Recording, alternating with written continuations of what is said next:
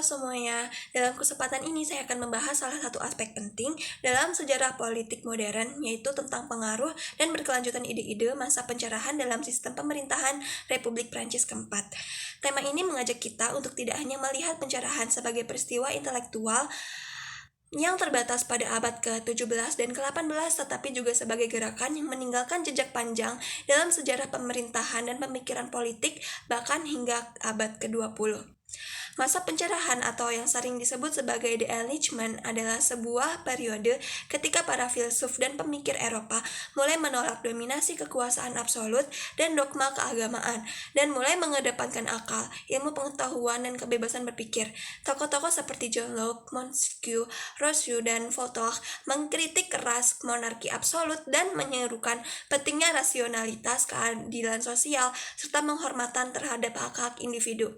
Pemikiran ini mendorong munculnya ide-ide revolusioner seperti pemisahan kekuasaan, hak rakyat untuk menentukan pemerintahan, konstitusi tertulis, dan kebebasan sipil.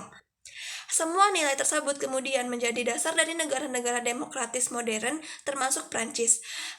Walaupun masa pencerahan secara historis berada di abad ke-17-18, pengaruhnya tidak berhenti di sana aja. Prancis sebagai salah satu pusat dan gerakan ini mengalami berbagai pergantian bentuk pemerintahan, mulai dari Revolusi Prancis, Kekaisaran Napoleon, monarki restorasi,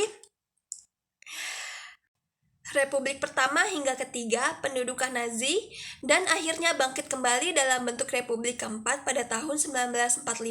Lahirnya Republik Prancis keempat bukan sekedar peristiwa politik biasa, melainkan juga cerminan dari upaya rakyat Prancis untuk kembali ke prinsip-prinsip dasar yang pernah diperjuangkan sejak abad pencerahan.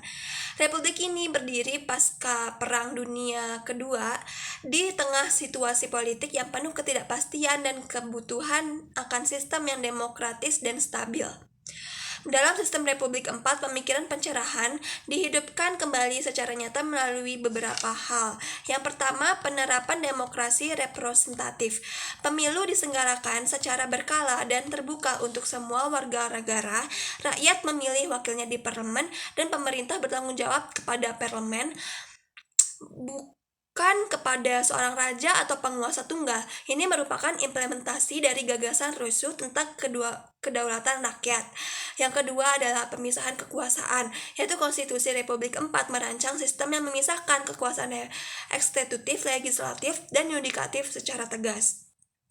Gagasan ini berasal dari Montesquieu yang menyatakan bahwa kekuasaan harus dibagi agar tidak disalahgunakan. Yang ketiga, pengakuan atas hak asasi manusia dan kebebasan sipil.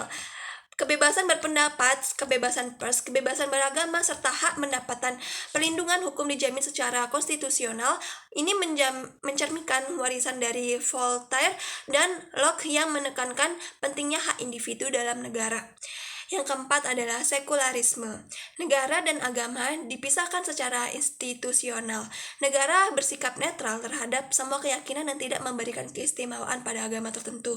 Peristiwa ini mengakar dari semangat pencerahan yang menolak dominasi agama atas politik. Yang kelima adalah kebijakan sosial dan pendidikan yang rasional. Pemerintah mulai menerapkan kebijakan berbasis ilmu pengetahuan dan rasionalitas. Pemerintah mulai menerapkan kebijakan ini khususnya dalam pendidikan, sistem kesehatan, dan pembangunan ekonomi. Cara pandang ini berbakar dari semangat pencerahan yang menekankan penggunaan akal, susunan kebijakan publik. Namun walaupun ide-ide pencerahan diimplementasikan dalam sistem Republik keempat, realitas politik pada masa itu tidak sepenuhnya berjalan mulus.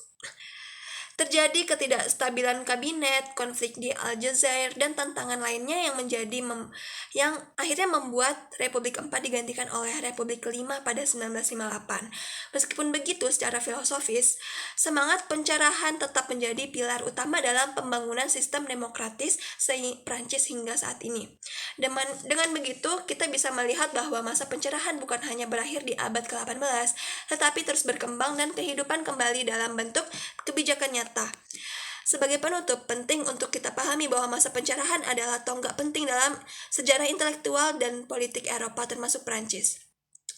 Nilai-nilai yang diusung oleh para pemikirnya sendiri terbukti menjadi fondasi yang kuat dalam merancang pemerintahan yang adil, rasional, dan menghargai hak asasi manusia.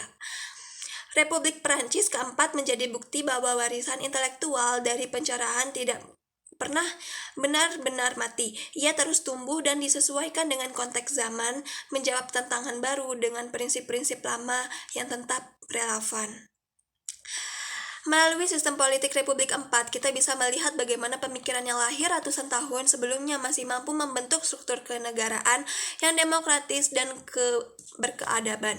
Dan inilah kekuatan sejati dan pemikiran pencerahan. Ia tidak hanya mengubah cara berpikir manusia, tetapi juga membentuk dunia yang lebih adil dan rasional. Terima kasih, sekian dari saya. Bye.